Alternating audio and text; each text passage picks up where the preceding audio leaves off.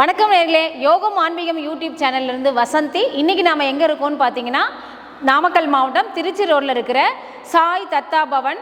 இது இந்திரா நகரில் இருக்குது. அங்கே இருக்கிற ஸ்ரீ சாய்பாபா கோவிலில் தான் நாம் இருக்கோம். இன்றைக்கி இந்த சாய்பாபா கோவிலை நடத்திட்டு இருக்கிற ஃபவுண்டரையும் முக்கியமாக பார்த்தீங்கன்னா, அவர் ஹாங்காங்கில் இருக்கார். அவர் இன்றைக்கி வந்திருக்காரு. அவர்கிட்ட கோவிலோட சிறப்பம்சங்களை கேட்டு தெரிஞ்சுக்கலாம். வாங்க வீடியோக்குள்ளே போகலாம்.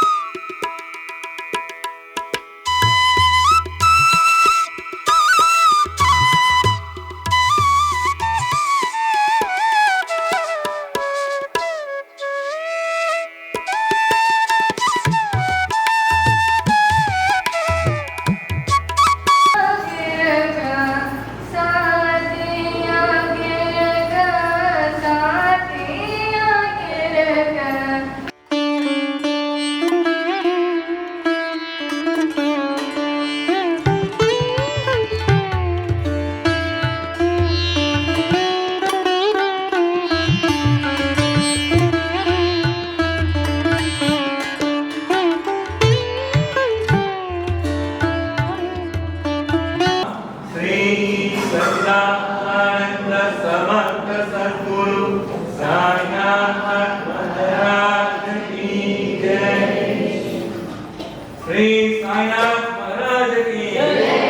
श्री साईनाथ महाराज की जय।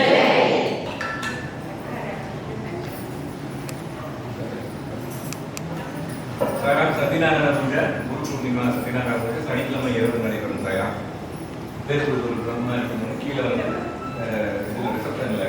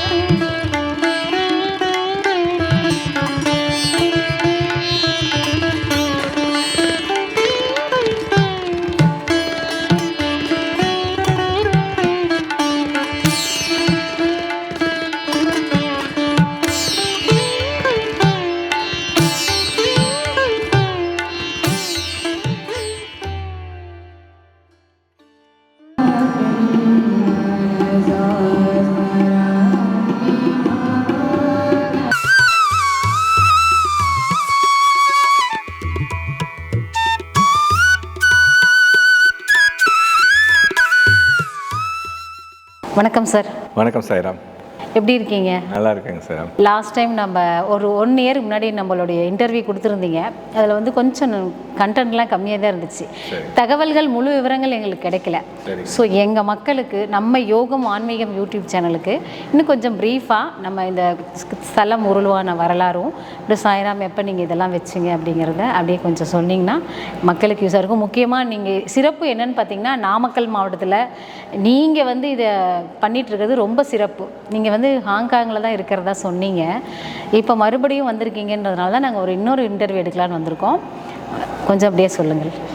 யோகம் ஆன்மீகம் யூடியூப் சேனல் நண்பர்களுக்கு அனைவருக்கும் வணக்கம். ஓம் சாய்ராம். ஸ்ரீ சச்சிதானந்த சத்குரு சாய்நாத் மகாராஜ கி ஜெய். நாம் இப்போ நாமக்கல் சாய் தத்தா பிருந்தாவன் திருச்சி ரோட்டில் இருக்கிற கோவிலேருந்து இருக்கிறோம் சாய்ராம். நம்ம லாஸ்ட் இயர் வந்து யோகம் ஆன்மீகம் சேனலில் 5வது வருடப்புற இதுக்கு வந்திருந்தாங்க. அந்த தான் அவங்க இப்போ லாஸ்ட் இயர் நடந்தது. இப்போ நம்ம வந்து குரு பூர்ணிமாவுக்காக நாங்கள் குடும்பத்தோடு நான் ஹாங்காங்லேருந்து வந்திருக்கிறேன். குரு பூர்ணிமா இன்னும் 2 நாளில் வருதுங்க சாய்ராம். இது குரு பூர்ணிமாவுக்கு முன்னாடி வியாழக்கிழமை. எல்லா வியாழக்கிழமையும் இங்கே வந்து சிறப்பான வகையில் பூஜைகள், 4 ஆரத்தி, அன்னதானம் நடைபெறும். இருந்தாலும் குரு பூர்ணிமா முன்னிட்டு இன்றைக்கி இன்னும் விசேஷமாக அலங்காரங்கள், இன்னும் விசேஷமாக பூஜைகள், நடனம், பாடல் எல்லாம் நடந்தது.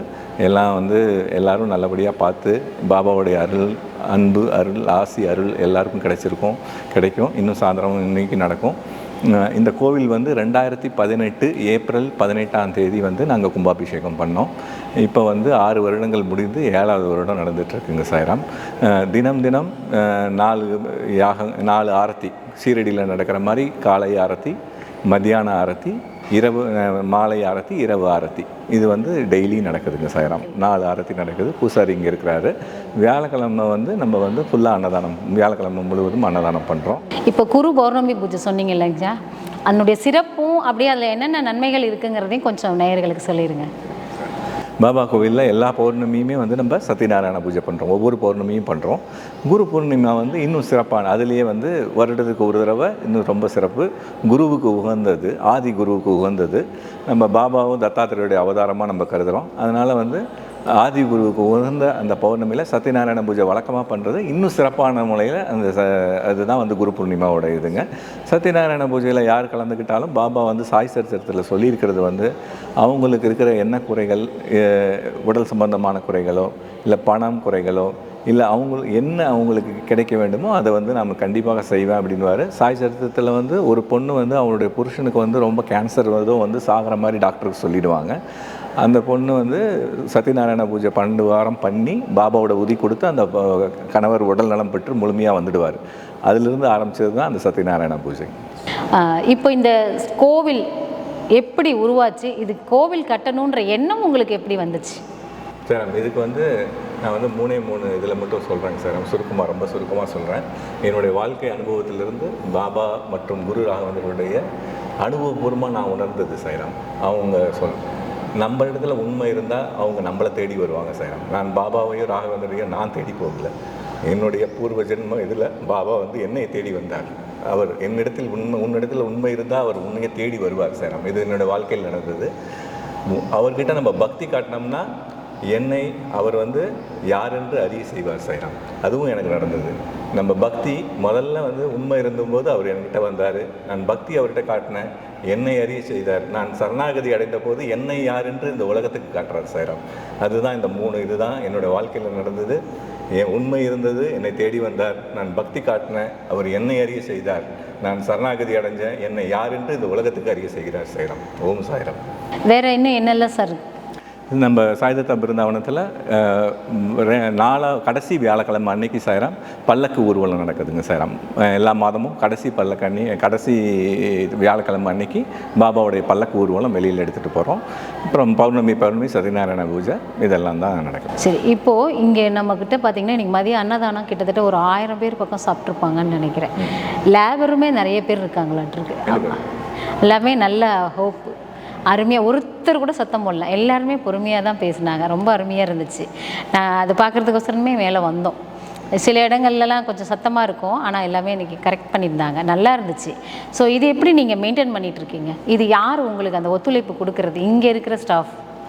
சார் முதல்ல எல்லாமேத்துக்கும் காரணம் பாபா தான் சார். பாபாவுடைய இதெல்லாமே நடக்குது. எதுவுமே நாங்கள் வந்து ஃபுல் பிளான் பண்ணல. ஒரு கோயில் பண்ணலான்னு நினச்சோம், நடந்து அப்புறம் எக்ஸ்டென்ஷன் அது இப்போ இந்த ஸ்டீமர் நீங்கள் சொன்ன அன்னதானம் வந்து நாங்கள் வந்து பார்த்திங்கன்னா ஒரு 5000 ஸ்கொயர் ஃபீட் கிச்சன் இருக்குது. நம்ம ஃபுல் ஸ்டீமர் எக்யூப்டு எல்லாமே இருக்குங்க சார். அப்புறம் நமக்கு சேவக்ஸ் இருக்காங்க, பெய்ட் ஸ்டாஃப் இல்லாமல் மெயினாக சேவக்ஸ் தான் சார். அவங்களால தான் வந்து நம்ம எல்லாமே நடக்க முடியும். நானும் இங்கே இல்லை. அப்புறம் இன்னொன்று என்னென்ன சார் என் வாழ்க்கையில் நடந்தது, இந்த கோவிட் 2019 கோவிட் வந்ததுனால நான் 6 மாதத்துக்கு ஒரு தடவை வந்துட்டு இருந்தேன். இங்கே வர முடியல. நான் நினச்சேன் பாபா என்ன, அதாவது இந்த மாதிரி என்னால் வர முடியலையே, அவங்க பார்க்க முடியலன்னு நினைக்கும் போது சாய்ராம் அங்கே ஹாங்காங்கில் இருக்கிற கோவிலில் என்னை வந்து சேவக்காக சேர்த்துட்டாங்க சாய்ராம். அப்போ அந்த டைமில் அங்கேருந்து இப்போ நான் வந்து வாரத்துக்கு 2 தடவை, நான் மட்டும் இல்லை என்னோடய ஒய்ஃபு அவங்களும் சேவக்காக இருக்காங்க. இப்போ நான் என்னோடய ஃபேமிலி பற்றியும் நான் அவங்களுக்கு சொல்கிறேன். பாபா கிட்ட வந்து நமக்கு என்ன ஒரு இதுன்னா சாய்ராம், பாபா என்னை வந்து ஒரு கருவியாக தேர்ந்தெடுத்ததுக்காக சாய்ராம் நான் ஒவ்வொரு நாள் நினச்சி பார்ப்பேன், எனக்காக அவர் எவ்வளோ செய்ய வேண்டியது இருக்குது சாய்ராம். அதாவது நான் வந்து ஒரு எலக்ட்ரானிக் ட்ரேடிங் அல்காரிதமிக் இதில் ஒரு அட்வான்ஸ்டு இதில் ஸ்டாக் இன்வெஸ்ட்மெண்ட் பேங்கிங்கில் வேலை செய்கிறேன் சாய்ராம். எனக்கு அந்த மாதிரி ஒரு வேலையை கொடுத்து, ஏன்னா இதெல்லாம் அவருக்கு நடக்கணும் இல்லையா, ஆனால் அவரோட விருப்பம் இல்லை, என்னோடய விருப்பம் அது. அதுக்காக அவர் எனக்கு ஒரு நல்ல வேலையை கொடுத்து, அதே மாதிரி என்னோடய ஒய்ஃப் வந்து என்னோடய எந்த ஒரு இதுக்கும் வந்து ஃபுல் சப்போர்ட்டிவ். ஏன்னா உங்களுக்கு தெரியும், ஃபேமிலியோட சப்போர்ட் இல்லாமல் எதையும் இந்த மாதிரி இதெல்லாம் செய்ய முடியாது. எனக்கு 2 பொண்ணுங்க இருக்காங்க. இந்த கோவில் இவ்வளோ இதாக நடக்கிறதுக்கும் என்னோடய காரியங்கள் எல்லாம் நடக்கிறதுக்கு எனக்கு ஏற்ற வாழ்க்கை துணையையும் என்னுடைய குழந்தைகளையும் பாபா எனக்கு கொடுத்துருக்காரு. இவங்க வந்து சங்கீத பிரியா, சாய் தீக்ஷா மது என்னோடய 2வது பொண்ணு, ஹர்ஷா மது என்னுடைய முதல் பொண்ணுங்க சார். இவங்களும் வந்து அந்த ஹாங்காங்கில் இருக்கிற கோவிலில், பாபா கோவிலில் வந்து ஒரு சேவக்காக இருக்கிறாங்க சாய்ராம்.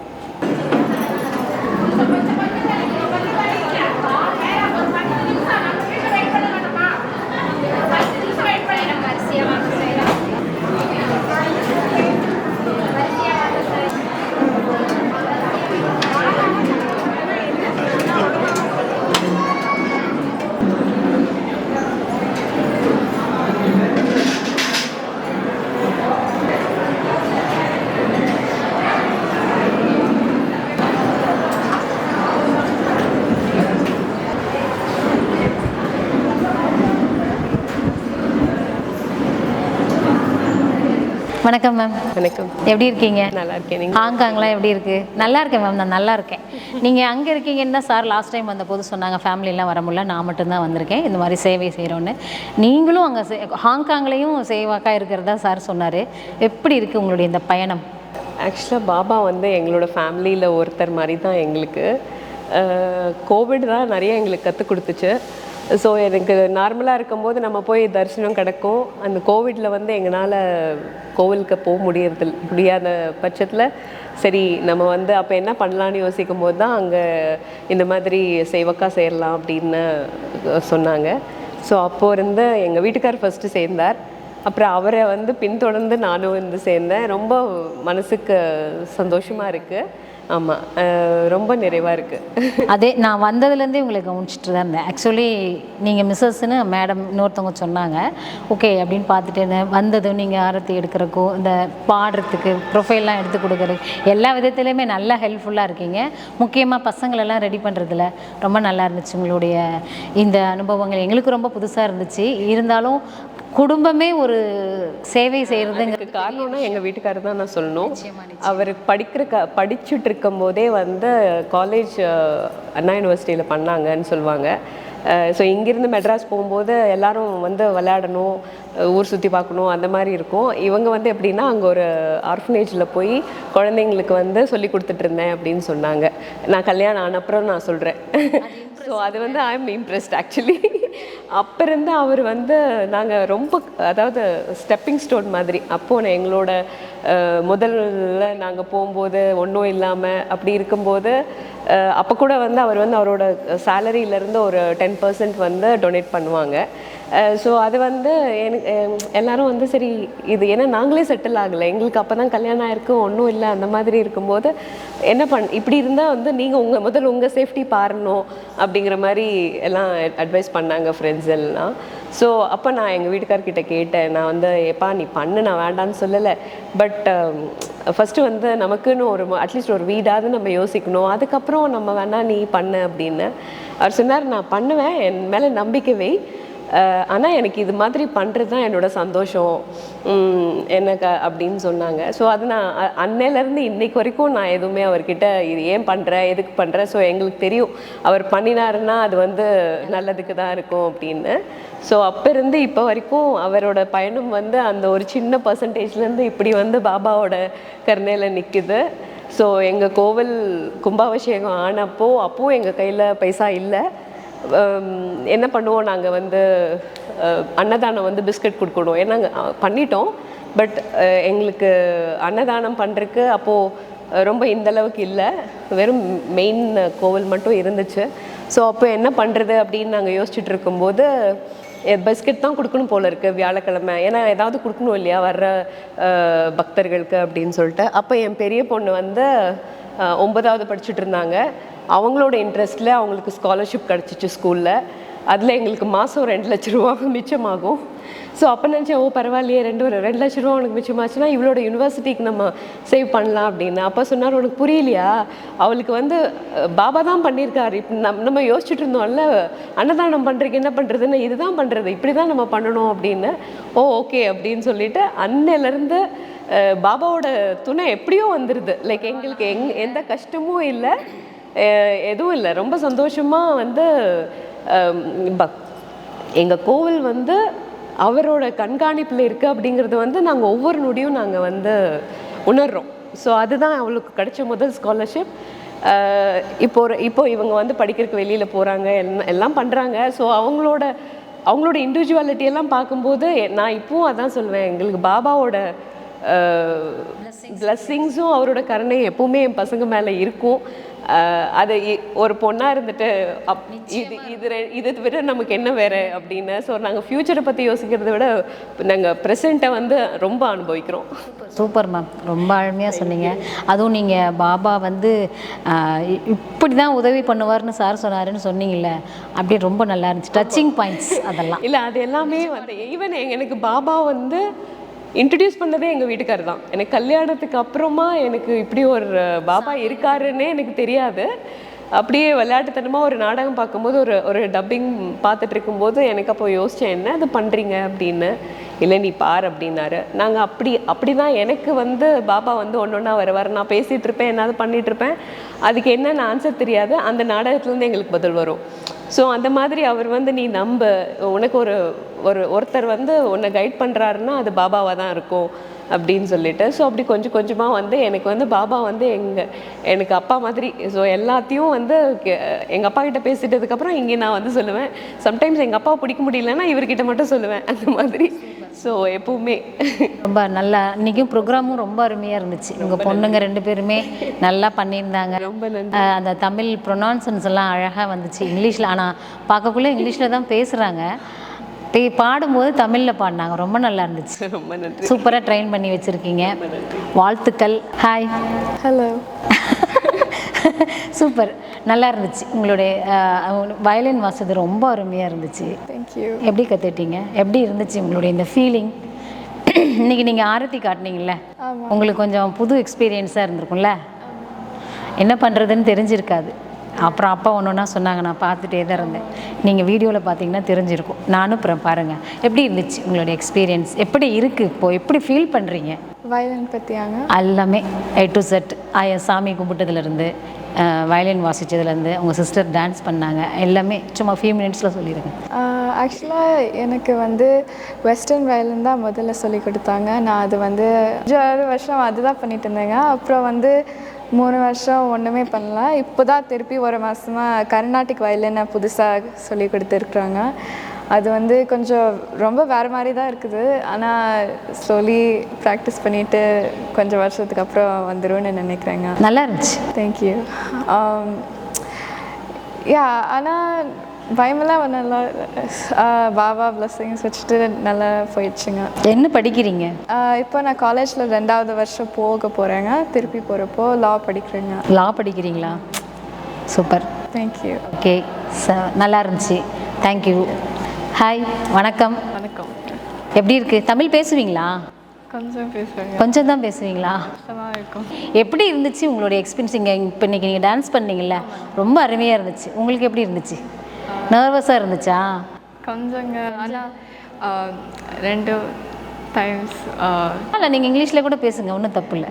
I learned என்ன தவம் செய்தனே in like a few weeks, and it was a really nice experience to learn a dance that I didn't have any help around me with, and it was a really nice and rewarding feeling after dancing today, and the program was really nice. நன்றி. Thank you.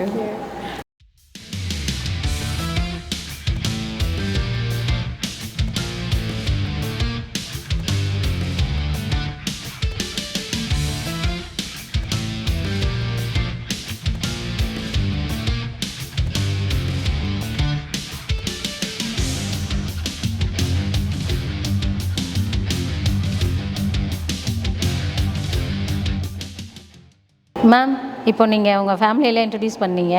இப்போ இவங்க யாருங்க? இவங்க எங்கள் கோவில் Seva. Okay, அவங்க எங்கள் அப்பா அம்மா.